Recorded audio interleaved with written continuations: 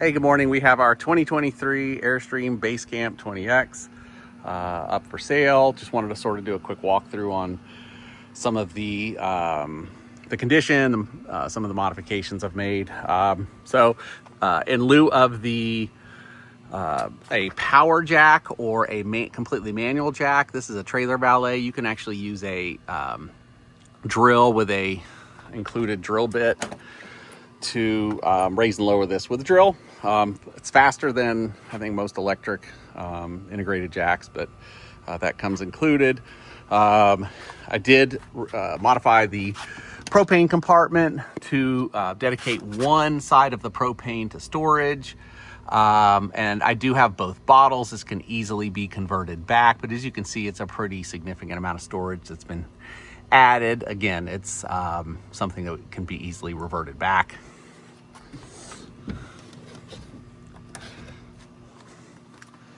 One of the other upgrades is the SAE port, or correction, it's a replacement for the SAE port. This is a Anderson connector with 10 gauge wiring for an additional controller. Again, this is if you wanted to use a ground away, the ground solar array. That's it will handle a lot more capacity. Does have the smart plug. Just to get you guys a bit of a view of the condition, in really good shape. Walking back around here, as you guys can see, there's quite a bit of again, storage on top of the propane grill, or the propane tank storage cover.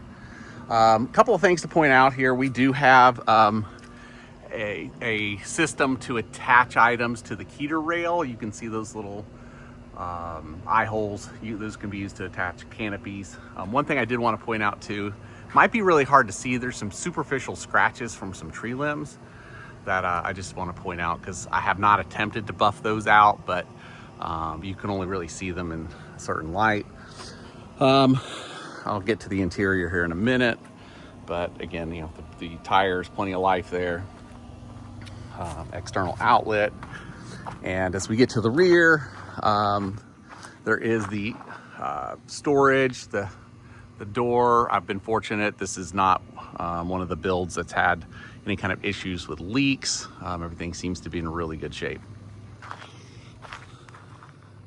I did make a modification to the shower door to allow for a keyless access, and did have the included bug covers for the different vents. So now we'll go ahead and head inside.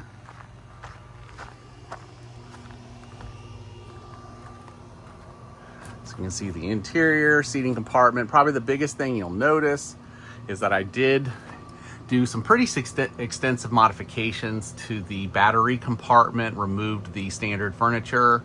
I had a more extensive inverter that is not included with this, but it does come with a 100 amp hour lithium battery with built-in BMS and a Bluetooth access for monitoring the health of the battery. I did make some changes to the fan, and essentially what that resulted in, we just put some Velcro around here to facilitate a cover, as well as I did modify this so you can reverse the flow of the air, but it really doesn't do a whole lot. Looking in the galley, it's pretty standard. I did replace one of the outlets, I believe, with a USB versus, I believe it was like a car cigarette lighter adapter. Inside, and you can see the condition, really good shape. We use this guy to keep the door open when we have it in storage. Again, we're looking at the galley, the 2-burner stove. I did upgrade the sink to include a gooseneck with a retractable faucet. We got this pop-up electrical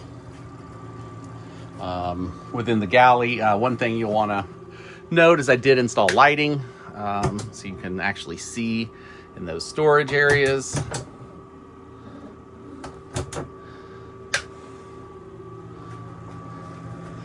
Probably one of the more significant upgrades here is the Bluetooth enabled vent. So this replaces like the knob, using the knobs to turn on and off the air conditioner. You can actually set a temperature, and you can actually control it from a Bluetooth device like an iPhone. And it also has directional vents, which is a huge deal here. Probably one of the more significant upgrades was to the, I did take and add a liftable bed, and I have all the original furniture that are the different components that made up the benches. This is meant to be, and we found after living, you know, in this for several weeks, we needed something, we wanted something a little more permanent. You see plenty of storage there. And again, I do have lights that go into the storage. I did create a access, which is not standard. I think it came out pretty good. And then we have our just an additional cargo storage net. I did add a few things too. I did have to relocate some pieces to accommodate my setup. You'll notice the Victron controller for the onboard solar panels is not here. I've relocated it to the front. I did put a furnace, a very simple furnace thermostat. It's far better than the manual one that they had in there. You can actually control the heat a lot better. Once again, plenty of storage there. Did add lights to the pantry, or rather the storage. One thing you'll note here, this is not the stock configuration. I did add some shelving to accommodate a more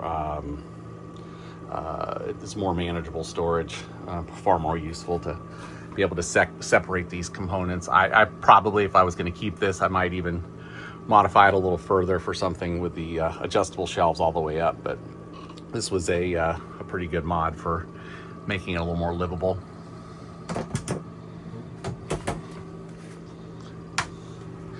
Last but not least, here's the combo shower and toilet.